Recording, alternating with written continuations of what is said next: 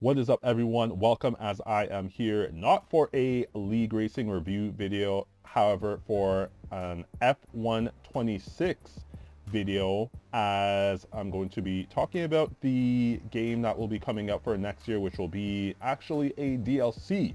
Will not be an entirely new game come the F126 game.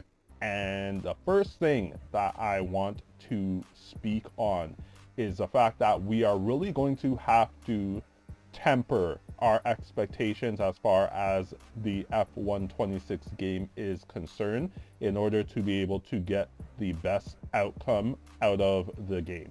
Now, EA picked an interesting time to go about doing a DLC as opposed to a new game. So we have new regulations for the 2026 F1 season, which is going to introduce active aerodynamics. So front wing is going to be able to open and close throughout a lap, as well as the rear wing being able to open and close throughout a lap at numerous points throughout the lap as well.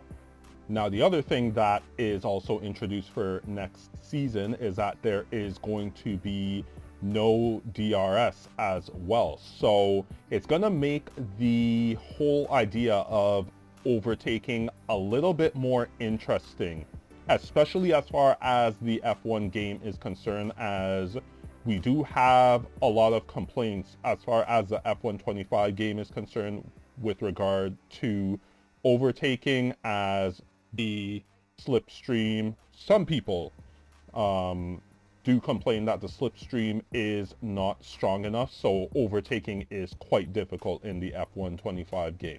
Now, added to this, based off of my understanding as far as the research that I have done as far as the regulations for the 2026 season, there are going to be certain zones where you're able to open and close the rear wing and front wing on the car. So the question is, does EA have the proper information, or will they have the proper information in order to be able to make or know where those zones are for every single track and then properly implement it into the F126 game? And then the second thing that I would have to ask is, will this active aerodynamics be something that the user will control throughout a lap in the F126 game? So it's going to be quite a difficult task as far as making this F126 game as close to real life as possible based off of these new rules and regulations. So these are going to be my suggestions as to how it is that I believe that the new regulations should be implemented into the F126 game. Number one, I believe that the active aero, as far as the opening and closing of the rear wing and front wing, should be done automatically on the car, not something that has to be controlled by the user. Due to the whole concept of them having areas on the track where it will be able to open and close, I think it's going to be very hard for them to maybe know ahead of time for every single track how those zones are going to work, because who knows, it could be a case where they're gonna have to make an adjustment for a zone based off of how a practice session goes for potential safety reasons or something like that. So I do think that it would be a much better way of going about it if they were to make it something that just happened automatically, so that from a visual standpoint, it mimics what we're expecting to see on track when the 2026 cars are racing on track for next season. Now, the second thing that I'm going to talk about is the concept of ERS. So I just did some research. It says that ERS is going to be far more prominent as far as the F1 2026 season is concerned in comparison to the 2025 season. So now in speaking on the ERS system in the F1 game. So I have had a bit of a problem with how it works. If it is similar to how it works in real life, that is good. I understand that. It's good that they're trying to mimic what it is and how it works in real life. However, here is my problem. My problem is that it seems as if ERS does not allow for a broader skill gap. It closes the skill gap based off of how you are able to easily regenerate the battery, and then obviously the usage of the battery as well. What can be done is EA can make an ERS system where you can have an average as to how much ERS you can use for a lap and for the entirety of a race. So let's take Austria, for example, 36 laps. Let's just say that the ERS system, and it can be a situation where there can be potential options that we can choose. I'm gonna go with the lowest option from how it is that I am conceptualizing this in my mind. Lowest option, 30% ERS used per lap.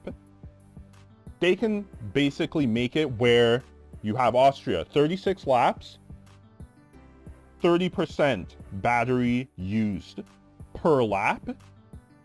Multiply 36 by 30.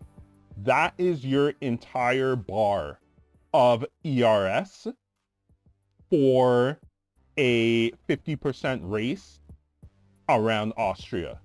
So 36 times 30 is 1080. Your entire battery that you are allowed to use for a 50% race around Austria would be, the bar would be 1080. Now, the average per lap would be 30 to be able to use 30 or 30 of your, or 30 points of your battery for every lap for a 36 lap race.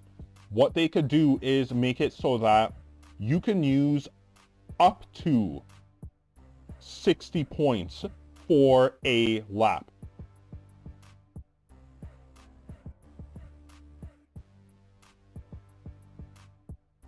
But obviously, if you use 60 points in one lap, or 60 points for every lap starting at lap 1, you will run out of your entire ERS by lap 18, to which from lap 19 to lap 36, you will have no more ERS to be able to use. So this would in essence mean that regenerating the battery will be gone from the F1 game. Now, I understand that this might go against how it works in real life, but the thing that I'm trying to get is rewarding drivers who are, let's say, perfect, because someone who is driving perfectly, who doesn't need to use their battery, should be faster than someone who is, let's say, driving at 98%, but has the ability to constantly use their battery and then regenerate it as well. So it's going to allow for a much bigger skill gap, and there's going to have to be a higher focus and concentration on performance if the ERS system works in this way. So having the ERS system work like this in conjunction with having the active aerodynamic system work on its own, be automatic, where it's not something that we control, that will basically be able to get us to where the F1 2026 regulations are from a video game standpoint. Nonetheless, this is what I'm talking about as far as tempering our expectations, because going into this 2026 season, these new regulations, there's a lot of questions that we still have to answer. And I don't exactly know if EA will be able to implement something that is going to be very close to how it is in real life while still allowing for the racing to be competitive. And I would even say I really like how the F125 game is. The slipstream is fine with me, but there are a lot of people who are complaining about the slipstream. They want more ability to overtake, and okay, I understand that. So that's why I'm thinking that we're gonna have to really use our imagination in order to be able to get a game that is maybe a bit more competitive than the F125 game, while still being somewhat similar or close to what is going to be expected for the 2026 cars and the 2026 season as far as this active aerodynamics and the new regulations are concerned. Now, the only other things I think that needs to be worked on for the F126 game is getting rid of the flicking method. I understand that because it's a DLC, they're basically just transporting F125 to 26. So if that's something that they can't do, I will understand. But if they could get rid of flicking, that would be amazing. The next thing would be fixing track limits, as we have not had good track limits since F123. As for 24 and 25, it has been a bit off, where you get track limit warnings when you still have a tire that is within track limits. So if they could fix that, that would be amazing as well. Now, the last thing that I'm going to address is the slipstream situation. So I personally don't have a problem with how the slipstream works in F125, or the slipstream power. However, let's just say that we're going to address the situation to try and make slipstreaming a bit more powerful. Maybe it just might be a situation where while using the ERS, slipstreaming is a bit more powerful than it is right now. So maybe, I don't know if they can do some type of setting where it's only while you're using ERS that the slipstream power is a bit more powerful than, let's say, whatever number that they have it at. That might be the only way that they could fix the slipstreaming, I guess, issue. And in coincidence with what it is that I explained earlier as far as how I believe the ERS system could work, it would create a system or a situation where the slipstreaming will kind of have a bit of fluctuation as to how powerful it will be within a race, based off of if a person has the ERS to use or not. So I don't know if that is something that they could potentially implement. It could work, but it might be something that's difficult. But as I said, if they were to leave the slipstreaming power or effectiveness as it is in the F125 game, if they were to just transfer that to F126, me personally, I would be completely fine with that. So that's going to be it for this video. My brain, this is how I conceptualize how F126 can be successful.